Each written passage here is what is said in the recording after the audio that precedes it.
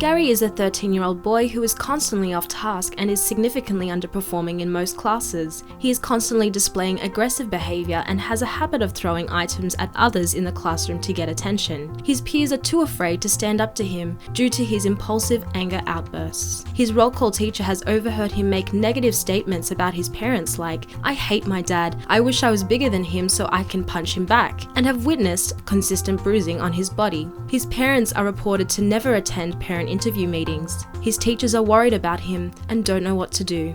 Gary's case shows 3 evident issues. Firstly, his social disadvantage due to home life. Early experiences play a large role in shaping how children process emotional stimuli. An example is the approaches to parenting. Emotional maltreatment may appear in many forms: a physically and/or emotionally uninvolved parent, threatening the child where physical injury potential is high, a pattern of repeated destructive actions such as terrorizing or ignoring. Anger specifically interferes with parents' ability to respond to their child in a proactive, responsive, and balanced manner, and may lead to aggressive impulses which can take the form of child abuse. Abused and neglected children like Gary are at risk of multiple poor outcomes, including cognitive and academic problems, mental health problems, behavioral withdrawal or aggression, antisocial behavior, and poor social interactions, especially when compared to their non-abused counterparts. McGinn and colleagues' study found that individuals who rate their parents as being more abusive and neglectful reported a greater degree of depression,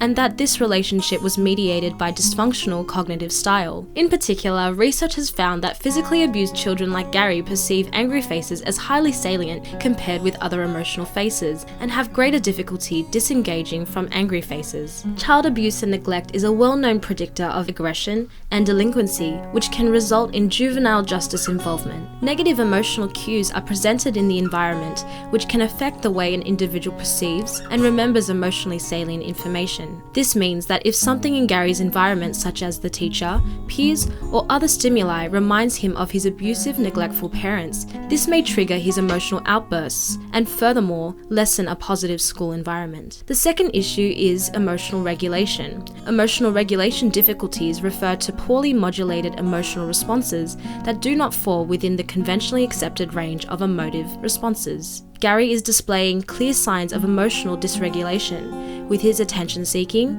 aggressive behavior in class, throwing objects at his peers, and exhibiting outbursts of anger. Saxena, Dubey, and Pandy explain how emotional dysregulation may result in maladaptive emotions and misbehavior. As previously mentioned, negative life experiences such as Gary's neglectful and abusive home life can cause emotional regulation difficulties, which involves individuals expressing their distress through misbehavior. Failure to tackle these issues can significantly impact other students, the classroom climate, and teachers. Gary's aggressive behavior can result in instilling fear in his peers, which Wolk and Larea finds is likely to further affect their mental health, causing anxiety, panic, and in extreme cases, development of depression in some students. Gary's aggression risks physically harming other students, whether intentional or unintentional, and as a result of these factors, other students' learning is hindered. Furthermore, Gary's negative behavior affects peer learning, as teachers are forced to stop teaching and manage his misbehavior. Poor teacher-student relationships make teachers more vulnerable for personal failure,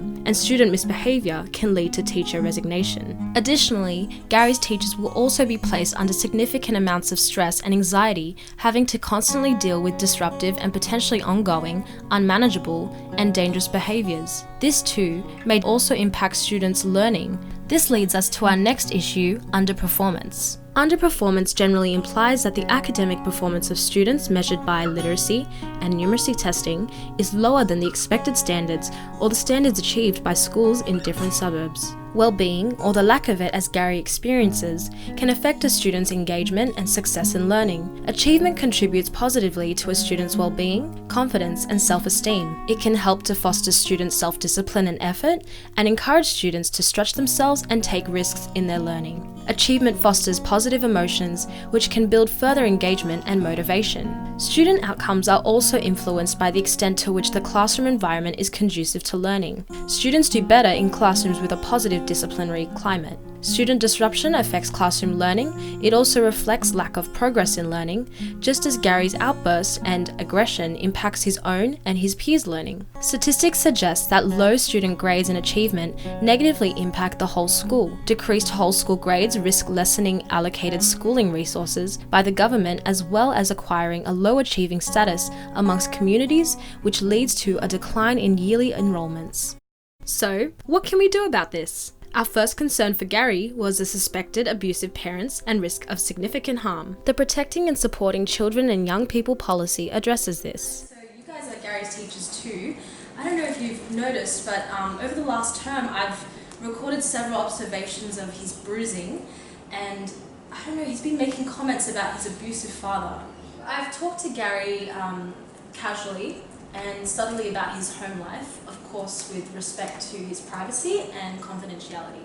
He seemed to be quite open about his problems, which was very worrying. Since I've seen this to be quite consistent over the term, I do believe that the next step is to inform the principal and possibly report the case. The Department of Family and Community Services provides further information on protecting children and is the point of contact in reporting suspected risk of significant harm concerns. Aside from implementing the policies and guidelines set by the school, Gary's teachers have also taken initiative to implement interventions that address Gary's psychological and educational issues. Firstly, by taking into consideration psychoeducational theories about thoughts and feelings and their links to a child's behavior, we recognize that Gary had many contributing issues, and so decided that an intervention based on cognitive behavior theory would best decrease his negative behaviors. Cognitive theory arose around the proposition that behavior is the result of processes that occur in the minds of individuals. Negative life experiences tend to program negative thinking and feelings, and these frequently lead to inappropriate behaviors. Cognitive behavioral interventions seek to reprogram the way that students perceive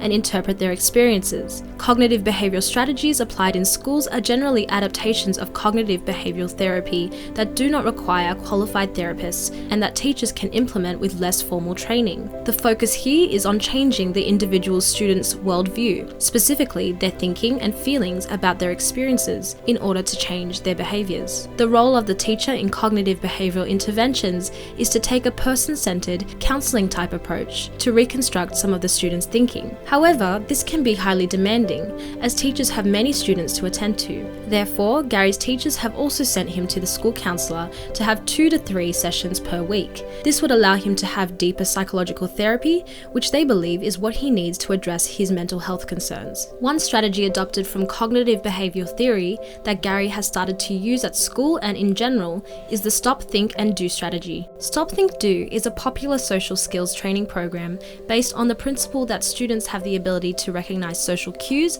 control their emotions, organise their thoughts and orient their behaviour so that it is socially appropriate. The aims of the program are to prevent students from experiencing the negative life outcomes that result from poor social relationships and to promote positive classroom climates. An important skill that students learn is to delay inappropriate responses by using thinking and self-talk as calming and reasoning tools. This then allows them to choose more appropriate responses to situations that arouse negative emotions. The Stop, Think, Do process uses a traffic light symbol and provides students with cues to help them control their own behavior and learn to self-regulate. Red reminds students to stop as soon as they become aware of negative emotions they are feeling. Yellow reminds students to think about alternatives to the inappropriate behaviours they would have normally engaged in and consider the possible consequences of each choice. Green reminds students to choose an appropriate behaviour response, for example, not reacting to peers, walking away, saying how they feel, or engaging in conflict resolution strategies. Many studies support and suggest that the Stop, Think, Do strategy can produce better behaviour outcomes for students. Of particular note were reductions in aggression, attention seeking, and other disruptive behaviours. Social emotional learning is another strategy that can address both the individual and whole class, which we found to control Gary's violent behaviour and promote pro-social skills, especially regarding anti-bullying. Social emotional learning is defined as the process processes through which children and adults acquire the knowledge, attitudes, and skills they need to recognize and manage their emotions, demonstrate caring and concern for others, establish positive relationships, make responsible decisions, and handle challenging social situations constructively. This strategy focuses on the systematic development of a core set of social-emotional skills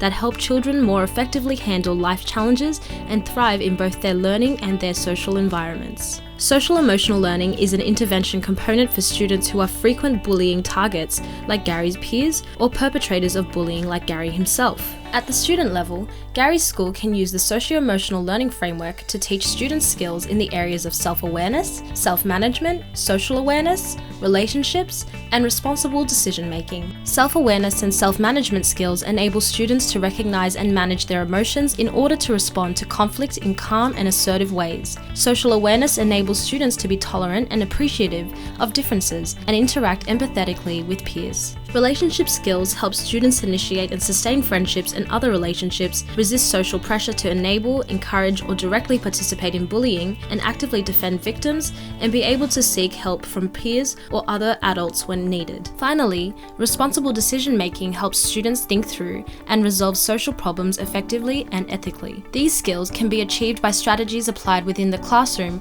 which focus on reinforcing school-wide rules and building social and emotional skills such as problem-solving and empathy. Scaffolding socio-emotional learning can be implemented by teachers through shared effective spaces using socio-cultural activities. Gary's teachers can apply the following activities to develop and maintain Gary's pro-social attitudes and behaviors. The first is classroom agreements. Gary's teachers should make time for students to actively engage in developing classroom agreements like no put-downs and mutual respect to develop the foundation for classroom values. This activity ascertains the limitations and values supporting pro-social behavior and ways to form constructive relationships. Y charts. A Y chart is a three-part graphic organizer that is used for describing three aspects of a topic. Gary's teachers can enforce listing emotional looks like, sounds like, and feels like responses when a class agreement is endorsed to support emotional aspects of cognitive learning. Next is establishing classroom rules.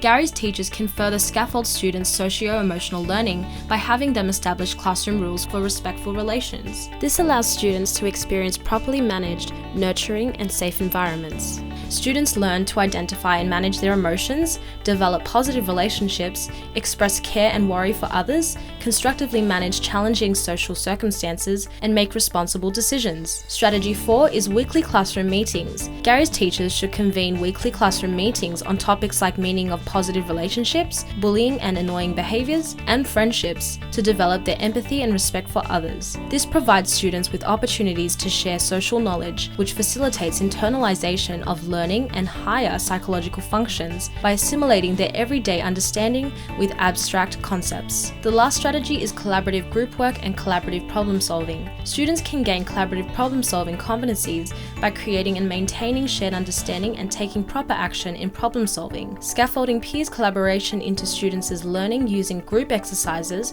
also develops their understanding of other people's values, promoting the mutual respect for others' values as a social standard for behavior. Although both strategies are believed to be effective for helping Gary, there were a few limitations. After many months of implementing the intervention strategies, Gary was able to recognize his losses of control and how they led to his angry outbursts. Here are a few words from his teacher. The 5 socio-emotional learning skills and the stop, think, do strategies allowed Gary to learn self-control skills, initiate friendships, resolve relationship conflicts respectfully, and make ethical and safe choices. As his behavior improved, I praised his ability to self-monitor and to manage his anger. Perseverance on my part began to take effect as Gary could see that I was willing to take the time to help him. He was starting to take control of his anger, other students could see the positive changes, and he started to rebuild friendships. With Gary's regular self-monitoring of his classroom behavior and his newfound skills, his self-esteem developed,